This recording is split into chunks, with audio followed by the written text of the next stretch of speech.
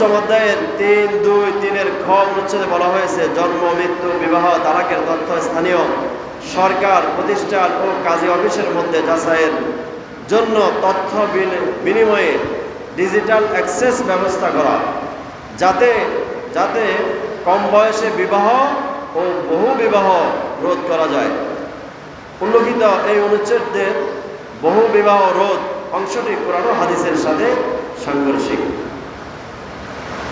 এখানেও ইহুদি নাসারাদের, খ্রিস্টানদের চক্রান্ত বাল্য বিবাহ বন্ধ করা, বহু বিবাহ রোধ করা, জিনাকে অফেন্ড করা, বিবাহকে বন্ধ করা, জিনাকে অফেন্ড করা, তারা এগুলো প্রকাশ করছে। আরো সামনে আসতেছে অনেকগুলো 318 পৃষ্ঠা দিয়ে তারা প্রধান উপদেষ্টার কাছে আবেদন করছে। অনেক অনেক কথা, এগুলো বলে শেষ করা যাবে না। তারা বলে দিয়েছে শরীর আমার, সিদ্ধান্ত আমার। এখান থেকে বলতেছে বাল্য বিবাহ বন্ধ করো, বহু বিবাহ, একের অধিক বিবাহ বন্ধ করো, 4টা বিবাহ করা যাবে না, তারপরে বাল্য বিবাহ দেওয়া যাবে না। আবার এখান থেকে বলতেছে শরীর আমার, সিদ্ধান্ত আমার। আমি কি কাকে দিব ওই শরীর, এটা সিদ্ধান্ত আমার। তারপরে যৌন কর্মী, আমার নোয়াখালী ভাষায় যারা বেশ্যা, যারা বেশ্যাগিরি করে খায়, তাদের ফ্যাট চলে বেশ্যাগিরি করে, এদেরকে যৌনের মর্যাদা দিতে হবে।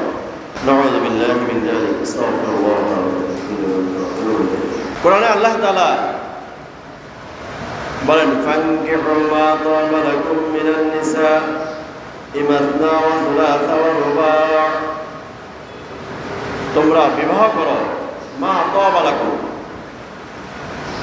তোমাদের কাছে যাদেরকে পছন্দ হয়, যাকে তুমি ভালো মনে করো, পছন্দ করো, তার থেকে 2টা বিবাহ করো, অথবা মাসনা ওয়া সুলাসা 3টা বিবাহ করো, অথবা রুবা' 4টা বিবাহ করো। আল্লাহ তাআলা এক বিয়ের কথা কয় না, আল্লাহ তাআলা শুরু করছে 2 বিবাহ দিয়া।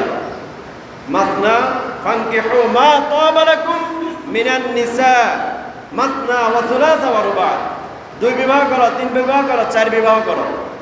শুরু করছে 2 দিয়া। এটা আরবওয়ালারা পালন করে একবারে কমসে কম 4টা।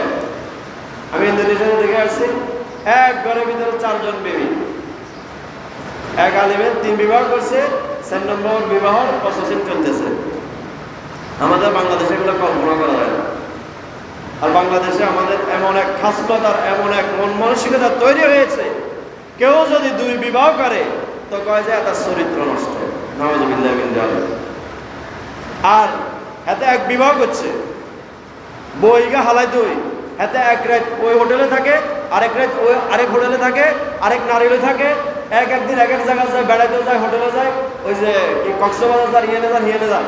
এই যে হাতে কত নষ্টামি করতেছে, এটা খারাপ কিছু না, কিন্তু হাতে যদি বিবাহ করে তাহলে এত চরিত্র নষ্ট, কারণ এত চোখ খারাপ, তাদের 2 বিবাহ করছে, এত চরিত্র ভালো না, 3 বিবাহ করছে, এত চরিত্র ভালো না, 4 বিবাহ করছে।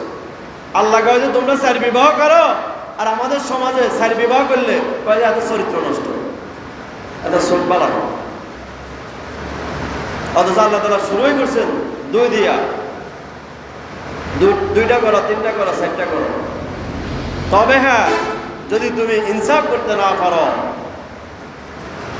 তাদের মধ্যে যদি সমতা রক্ষা করতে না পারো, তাদের খরচ বহন করতে না পারো, তবে একটা করো, তবে একটা করো। একটার কথা আসছে তবে দিয়া, শুরু হয়েছে 2 দিয়া।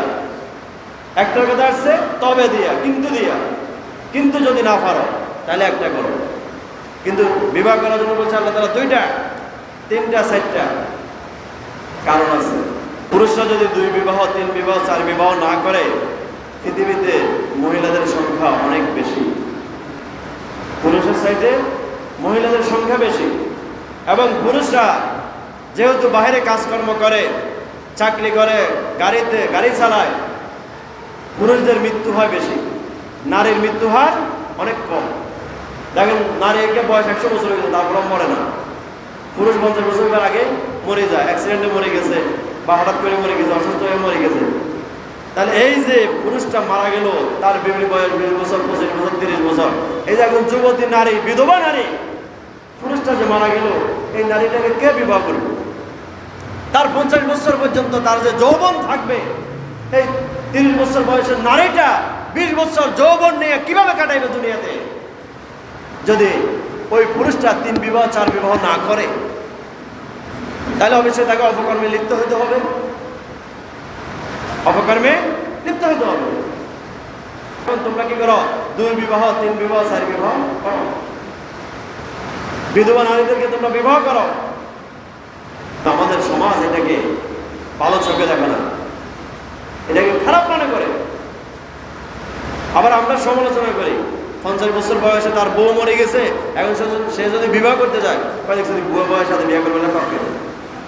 অবশ্য তাকে সহযোগিতা করে যে বিধবা নারীটা আছে তার সাথে তার বিবাহ দিয়ে দেওয়াটা এটা আমাদের জন্য খরচ ছিল। তাহলে এই নারী কমিশন কি চাইতেছে? বহু বিবাহকে বন্ধ করো, আর কি করো? কি বলে যে জেনা ব্যভিচারকে অপন করো। যারা যৌনকর্মী, যারা যৌন কাজ করে, বেশ্যাগিরি করে, তাদেরকে শ্রমিকের মর্যাদা দাও। নাউযুবিল্লাহি মিন যালিক।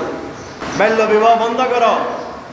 ফার্কে যাইয়া 11 বছরের মেয়ে ভিন্ন বন্ধুকে নিয়ে ফালাইয়া যাইতে পারে, ফার্কে যাইয়া আড্ডা মারতে পারে, এটা তো কোনো অপরাধ না। কিন্তু বাল্য বিবাহ 15 বছরের আগে, 18 বছরের আগে বিবাহ দিলে এটা বাল্য বিবাহ, এটা করা যাবে না। তারা এটা এখানে লিখছে, বাল্য বিবাহ বন্ধ করতে হবে, বহু বিবাহ বন্ধ করতে হবে। তো এরা কি চায়? এরা চায় সমাজটা নষ্ট হয়ে যায়। এরা চায় কি জানেন? আপনি কেন আপনার একজন বউ নিয়ে সুখে শান্তিতে থাকবেন? তারা লিখছে, শরীর আমার, সিদ্ধান্ত আমার, আমি আমার এই শরীর কাকে দিব, কোন পুরুষকে দিব, কাকে আমার পছন্দ হয় তাকে দিব, এটা আমার সিদ্ধান্ত, তুমি কে আমাকে বাধা দেওয়া? বিবাহ করে আনছেন আপনি, আপনার বউ আরেকজন ছেলেকে পছন্দ করে, তার সাথে রাত কাটাইবে, আপনি কিছু করতে পারবেন না। তারা এই আইন করতে চাইতেছে, আপনার স্ত্রী অন্যের সাথে রাত কাটাইবে। তারা লিখছে এটা যে নারী স্বামী ব্যতীত অন্য কোনো পুরুষকে পছন্দ করলে যৌন ক্ষুধা মেটানোর জন্য এটা ওই তার স্বামী বা সমাজ তাকে বাধা দিতে পারবে না, এটা তারা লিখছে। বলেন সমাজ কোথায় যাবে? দেশ কোথায় যাবে? তারা এই দেশকে কি বানাতে চায়? আপনার মেয়ে অন্য ছেলের সাথে রাত কাটাইবে, তার পছন্দ, আপনি কিছু করতে পারবেন না, আপনি কিছু বলতে পারবেন না, কারণ আপনার আইনে কি আছে? তাকে এটা বৈধতা দেওয়া আছে। এই যেগুলো নারী কমিশন হয়েছে, বেগুনের বয়স 50 বছরের উপরে। বৃদ্ধ মহিলাগুলা কি লেখলো এগুলো? এদেশে তারা কি চায়? তারা এদেশকে আমেরিকা বানাইতে চায়, অস্ট্রেলিয়া বানাইতে চায়, ওপেন সব কিছু খোলামেলা, যে যার মতো চায়, যেখানে চায় এখানে চলে যায়, কেউ কাউকে বাধা দিতে পারে না, বাধা দেওয়ার কোনো সুযোগ নেই। তারা আমাদের দেশকে এটাই বানাইতে চায়। এই যে 3 নম্বরে তারা লিখছে, বইয়ের 10ম অধ্যায়ের শিরোনামে রয়েছে, শরীর আমার, সিদ্ধান্ত আমার। উক্ত অংশটি সরাসরি কোরআনের সাথে সাংঘর্ষিক। আল্লাহ তাআলা বলেছেন, আলা লাহুল খালকু ওয়াল আমর, সাবধান, সৃষ্টি করেছি আমি তোমাদেরকে, তোমরা সাবধান হও, নির্দেশও আমার, সৃষ্টি করেছি আমি, আবার আমার নির্দেশ মোতাবেক তোমাদেরকে চলতে হবে। তোমার শরীর তুমি যাকে মন চায় তাকে দিয়ে দিবা, এরকম না। এটা হলো তসলিমা নাসরিনের কথা, যে নারী জাহান্নামে পৌঁছে গেছে, যে নারী জাহান্নামে পৌঁছে গেছে, সারা জীবন কোরআন এবং হাদিসের বিরোধিতা করছে। তসলিমা নারী বাংলাদেশে আর থাকতে পারে না, মৌতের আগে তার মা কেটে ফেলছে, তারা জিন্দিগি নিজের শরীরকে বিভিন্ন পুরুষকে দিছে। তো তার ফেদার তারা এখন বাংলাদেশে রয়ে গেছে, তারা এই ধরনের কথাগুলো লিখতে পারে, শরীর আমার, সিদ্ধান্ত আমার। আমার নাম ইয়াহকুম বিমা আনজালাল্লাহ ফাউলাইকা হুমুল কাফিরুন।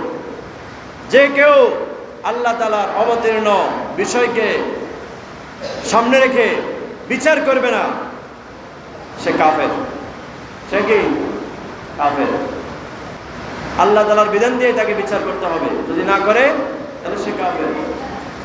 আল্লাহ তাআলার হুকুম হলো তুমি পর্দায় থাকো, স্বামী ব্যতীত, এর বাহিরে আর কারোর সামনে তোমার নিজেকে বিলীন করে দেওয়া তো দূরের কথা, নিজের চেহারাটাও অন্যকে তুমি দেখাইতে পারবে না, এটা তোমার জন্য জায়েজ নাই। এটা আল্লাহ তাআলার বিধান, এই বিধান মোতাবেক তোমাকে চলতে হবে। দেখো তুমি যাকে মন চায় তাকে দিবা, তাহলে তুমি আর মুসলমানের নাম লাগাইও না, তুমি নিজেকে কাফের হিসাবে নাম লাগাই তারপর করো। এখন তুমি দেহ দিয়ে দাও, সবাই যার ভালো লাগে তাহলে দাও। দ্বাদশ অধ্যায়ে 12-3-11 বর্গীয় যৌন উচ্ছেদে বলা হয়েছে শ্রম আইন যৌনকর্মীদের শ্রমিক হিসেবে স্বীকৃতি প্রদান। এখানে যৌনকর্মীকে স্বাভাবিক কর্ম হিসেবে দেখানো হয়েছে, যা কোরআনের সাথে সাংঘর্ষিক। আল্লাহ তাআলা কোরআনে বলেন, আয-যানিয়াতু ওয়াজ-যানি ফাজলিদু কুল্লা ওয়াহিদিন মিনহুমা মিআতা জালদা ওয়া লা তা'খুযকুম বিহিমা রাফাতুন ফী দীনিল্লাহি ইন কুনতুম তু'মিনুনা বিল্লাহি ওয়াল ইয়াউমিল আখির।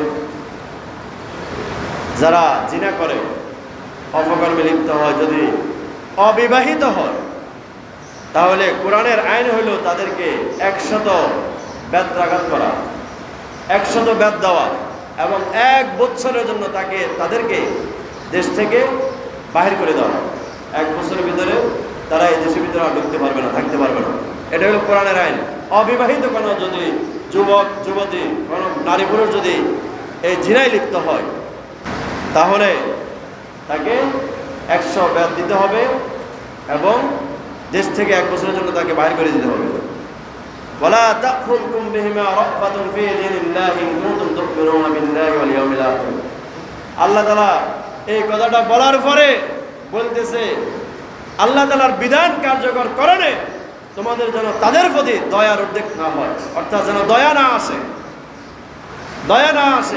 তোমার ছেলে অন্যায় করছে, তোমার ছেলে তুমি বাহির করে কোথায় দিবে, দেশ থেকে কোথায় বার করে দিবে, 100 বেত দিবে, তোমার কষ্ট হবে, এরকম যেন না আসে।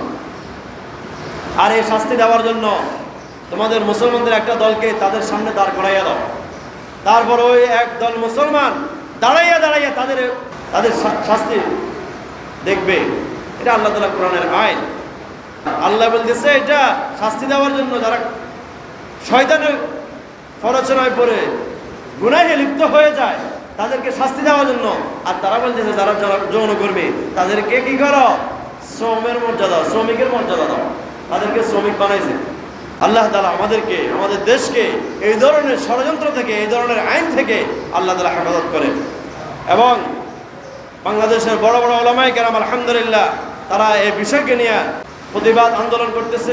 আগামীকালকে সোহরাওয়ার্দী উদ্যানে হেফাজতে ইসলামের উদ্যোগে এবং অন্যান্য ইসলামী দলগুলোর উদ্যোগে বিশাল এক প্রতিবাদ সমাবেশ করা হবে।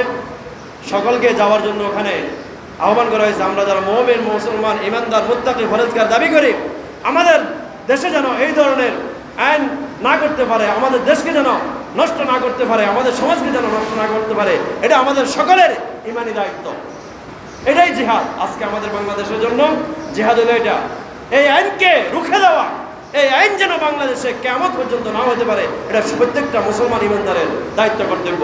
না হলে বউ হলো আমার, কিন্তু বউ নিয়ে যাবে আরেকজনে। রাত আমি একা থাকবো, আমার বউ থাকবে আরেকজনের কাছে। যদি এই আইন হয়, আপনি কিছু করতে পারবেন না। আল্লাহ তাআলা আমাদেরকে হেফাজত করুন।